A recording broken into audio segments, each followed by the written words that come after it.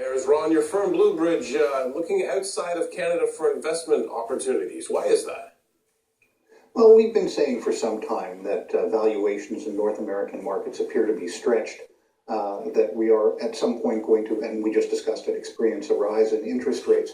And so we're looking beyond North America. Often clients will come to us and they will show us a portfolio that is both heavily long only and heavily invested in local managers. We kind of try to get our clients to think beyond that. We, instead of going with the best in town or the best in Canada, we would like to go for the best possible asset manager given the constraints that that investor gives us. And as a consequence, we're looking much more now at Europe than we have in the past. We've located and begun to invest with some very, very interesting managers there. That complements a global view that we started to take a few years ago when we started to look towards some of the larger global players and large cap names. In addition, we're looking at Japan. Japan, okay, this is an interesting one because there's definitely some demographic structural problems with that population and the economy. But you think there's opportunity there now?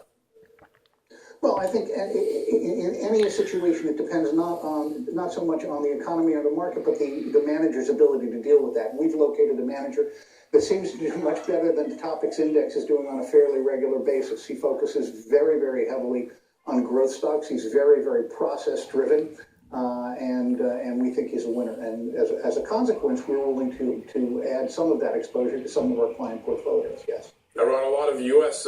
Money managers have been getting very negative on Canada, but it sounds like your play internationally isn't about troubles here at home or anything that you're seeing in our economy that you don't like. You just think diversification, get in. I hear that from a lot of fund managers. Canadians think too Canadian most of the time.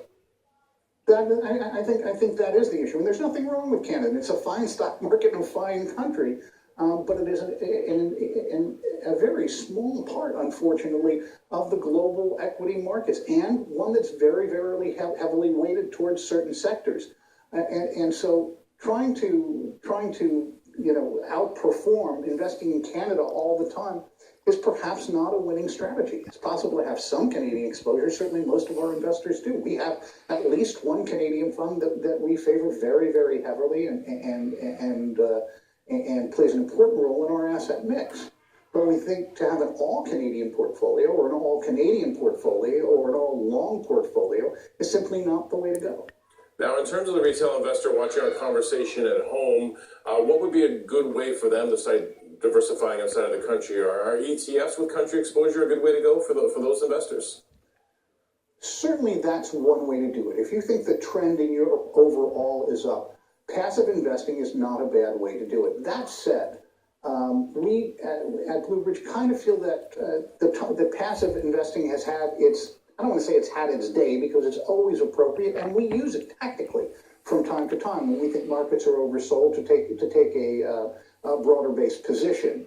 But the fact is that in a market like this, where valuations are stretched, where things are getting toppy, you really do want to look for stock pickers. So we favor active management, and there are any number of mutual funds that offer the retail or other funds that offer the retail investor the opportunity to participate in markets outside of Canada. You mentioned Japan. A lot of money managers I talk to, when they talk about getting out and getting diversified geographically, they like India. They like the size of the middle class there and the fact that when it comes to new technologies, they're not stuck with the legacy stuff like telephone poles like we are in North America. They can jump right to where we are right now and then beyond. That's a great observation, Greg, and we are looking very seriously at emerging markets. Our search is right now country-specific, and India is certainly one of the countries that we are looking into. What we're trying to do, though, is have more direct investment in specific economies rather than broad-based exposure to emerging markets. So that is part of our existing manager search. Right now, for investors trying to get their head around a lot of maybe the word noise is right, coming out of the White House. It seems that every couple of days there's a different story related to the Trump administration. We thought we were going to get this tax reform agenda. Now the FBI director has been shown the door quite abruptly, and people are starting to wonder and starting to worry about whether some of the fiscal policies will come to pass. What does an investor do in terms of a tumultuous White House? Well, I think at this point, markets are kind of used to that. I'm sorry to say, because it is sometimes a very unsettling prospect, and some of the things that are happening and some of the conflicts that are created can unnerve markets. But I find, I mean, if you look at, for example, the VIX index, the markets seem fairly unperturbed by what's going on. I don't think that they have the same optimistic view that they had initially, because promising something and then delivering it is very, very different. It's much different to run for office than it is to be in that office. And I think that's what President Trump is experiencing right now. How he governs going forward remains to be seen.